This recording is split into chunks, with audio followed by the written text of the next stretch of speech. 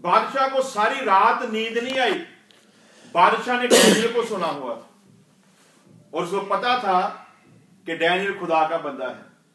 बादशाह को सारी रात नींद नहीं आई। बादशाह सुबह तड़के, लिखा है तड़कसार, एकदम भोर के वक्त बोलते हैं, उठा और सीधा वहीं पर आया और क्या कहता है, हे डैनियल, परमेश्वर के बंदे, जिस परमेश्वर की तू इबादत करता है, क्या तेरा परमेश्वर तुझे बचाने में सिद्ध साबित हुआ?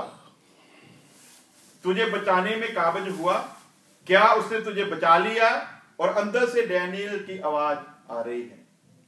उसने कहा, ऐ बादशाह, तू फिक्र मत कर, परमेश्वर ने मेरे आने से पहले अपने फरिश्ते को, अपने दूत को शेरों के सामने भेजा और शेरों का मुंह जो था बंद कर।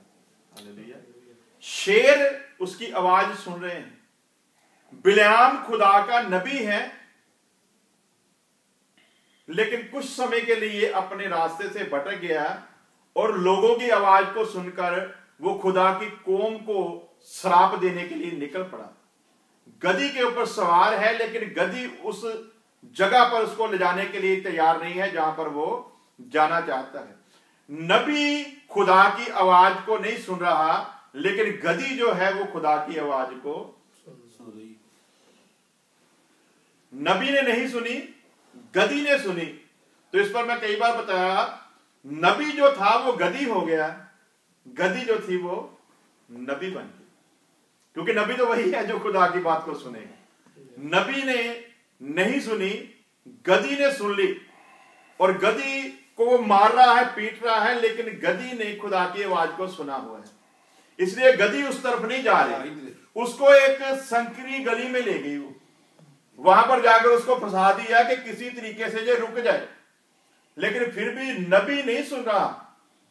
नबी ने खुदा की भी नहीं सुनी और नबी ने गधी की भी नहीं सुन रहा। आखिरकार उसने जब उसको बहुत ज्यादा पीटा तो खुदावंद खुदा को नबी पर रहम नहीं आया, गधी पर रहम आ गया कि ये बेवजह पीटी जा रही है। और खुदावंद खुदा ने गधी को इंसान की आवाज दे दी और गधी बोल उठी, ऐ खुदा के बंदे, पंजाबी च कहांगे मूर्ख इंसान, मैं तेरी जान बचाना चाहती हूं और तू मुझे ही मार रहा है। आज भी बहुत बार ऐसा देखने को मिलता है, खुदा के दास जो हैं वो लोगों की जान बचाने के लिए दिन रात मेहनत कर रहे हैं, लेकिन लोगों में यह धारणा है कि नहीं, कोई बिना स्वार्थ, बिना मतलब के थोड़ी निकलता है। तो मैं विचार कर रहा था, आज बात चल रही थी, खुदा के दास कैप्टन सैमुअल जो अभी इस दुनिया में नहीं, खुदा की हजूरी में पहुंच गए हैं। कैप्टन थे मिलिट्री में और उम्र के लिहाज से कम जितनी उम्र थी उनकी, बाकी 101% उन्होंने हिंदुस्तान का जनरल बनना था।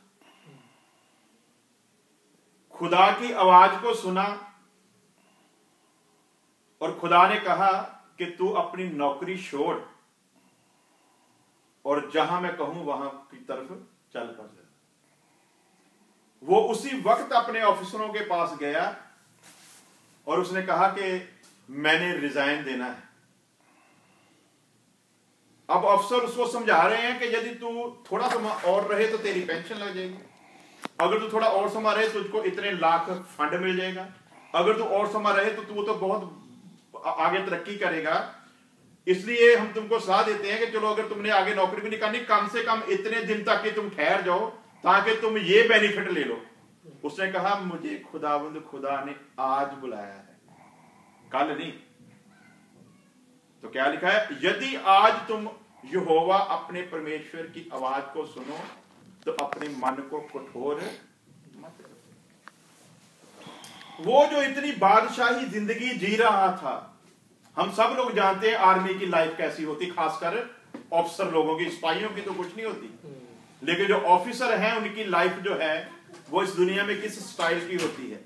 अपनी सारी शानो शौकत छोड़कर, अपनी नौकरी से रिजाइन देकर वो गली गली भटक रहा है, लोगों से मार खा रहा है। संत पौलुस की तरह उसके ऊपर बहुत सारे जुल्म किए गए। उसकी जिंदगी में एक ऐसा समय आया, 3 दिन तक उनके परिवार को खाने के लिए रोटी नहीं मिली।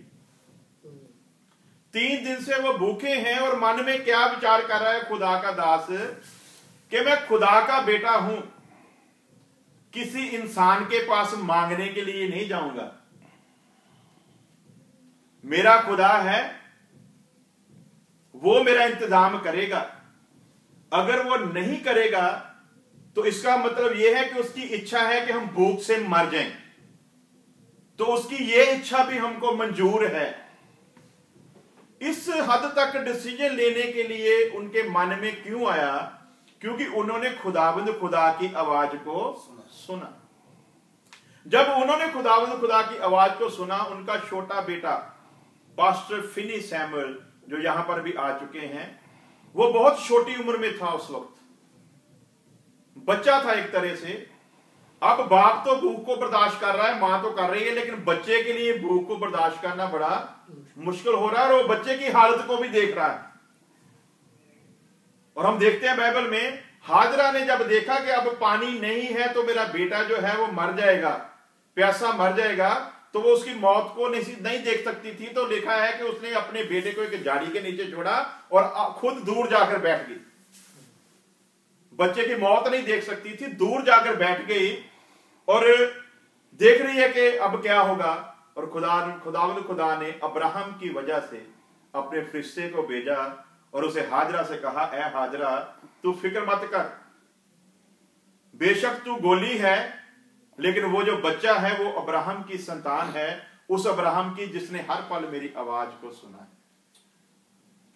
अब्राहम के कारण मैं इस बेटे पर फजल करूंगा और इसे मरने नहीं दूंगा, बल्कि इससे एक बड़ी कौम बनाऊंगा। और वहां पर खुदा ने रेगिस्तान में पानी जो था वो जमीन से निकाल दिया और उस बच्चे का जो था प्यास को बुझाया। क्यों? क्योंकि वो उसकी संतान था जिसने खुदा की आवाज को सुना था। किस ढंग से सुना था आगे चलकर गौर करेंगे, लेकिन अभी आते हैं।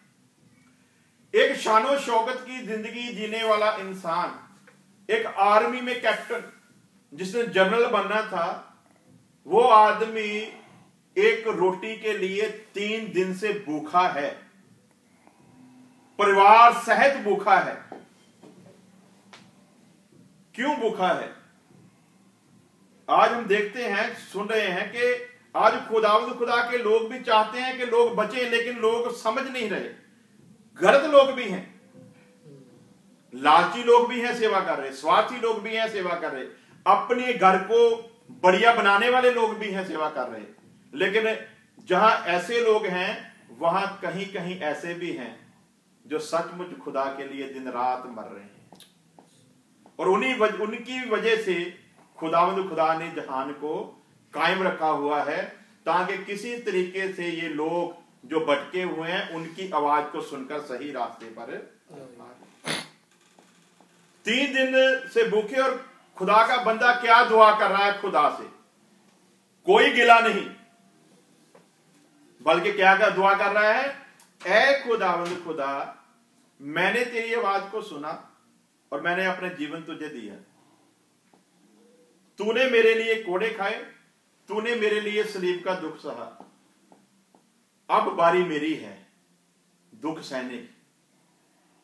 बच्चे का दुख देखना मुश्किल है, लेकिन अगर तेरी मर्जी यह है कि बच्चा भूख से मर जाए, तो फिर तेरी इच्छा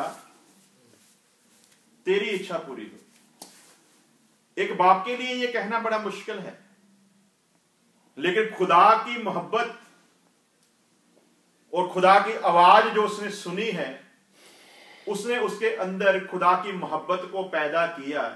और जब मोहब्बत को पैदा किया तो मोहब्बत ही है, मोहब्बत तो किसी के साथ भी हो जाए तो इंसान मरने के लिए तैयार। हिंदुस्तान के सिपाही हैं, आर्मी हैं, सब हैं जो मोहब्बत करते हैं, वो देश से मोहब्बत की खातिर मर जाते हैं, लेकिन अपने फर्ज से पीछे नहीं हटते।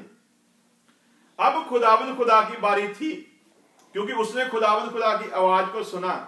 अब खुदावंद खुदा ने उसकी आवाज को सुनना था। और क्या हुआ? ऐसी गवाही कभी कभी पैदा होती है, और तब होती है जब सचमुच हमने खुदा की आवाज को सुना हो, तो फिर खुदा अपने जलाल को प्रकट करता है। एक ब्राह्मण, एक पंडित जो एक मंदिर का पुजारी था, खुदावंद खुदा के फरिश्ते ने उसको जाकर कहा कि तू खाना ले और मेरे बंदे के पास जा। 7 किलोमीटर का सफर तय करके सुबह तड़कसार वो पंडित उनके लिए खाना लेकर आया। तो मैं विचार कर रहा था बात को सुनकर के पंडित को ही क्यों ड्यूटी लगाई, खाना तो कोई भी ला सकता था।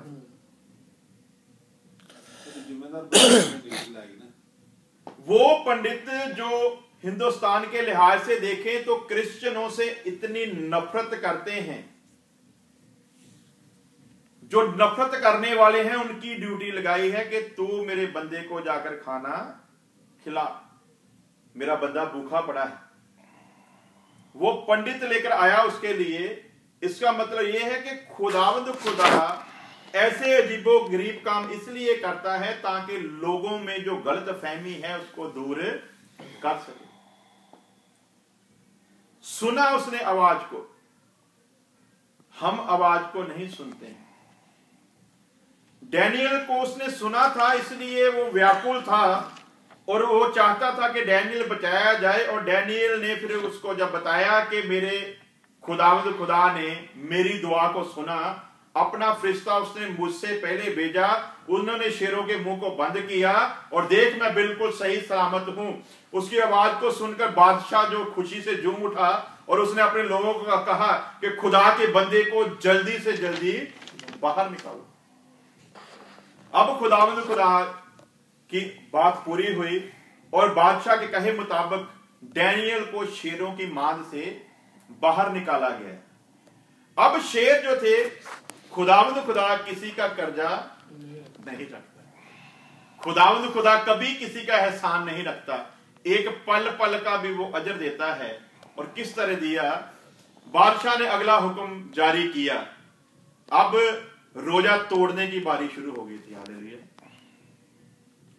शेरों ने कहा, खुदावंद खुदा, हमारा मनपसंद खाना हमारे सामने था, लेकिन तूने हमें खाने नहीं दिया। हमने तेरी बात को सुना, तो तू क्या करता है? तो बाइबल बताती खुदावंद खुदा किसी का कर्ज नहीं रखता। बादशाह ने हुक्म किया, जिन्होंने डैनियल के खिलाफ साजिश रची थी उन सभी को बांध लाओ, उनके पत्नियों समेत, उनके बच्चों समेत। और शेर इतने भूखे थे। और हम देखते हैं कि जब भी किसी को सजा दी जाती थी तो शेरों के आगे डाला जाता था। तो एक दिन का रोजा तो उन्होंने फरिश्ते के कहने पर रखा होगा, लेकिन उनकी प्लान पहले थी, इसलिए उन्होंने शेरों को पहले खुद भूखा रखा होगा ताकि ये उसके आते ही उस पर टूट पड़े, हमला कर दे। और अब शेर कितने भूखे हैं? पहले उन्होंने उनका रोजा रखाया, फिर फरिश्ते ने रोजा रखाया। अब शेर भूखे हैं और खुदावंद खुदा के अगले हुक्म की इंतजार कर रहे हैं कि अब खुदा हमारे लिए क्या करता है। तो लिखा कि उन सभी को बांध कर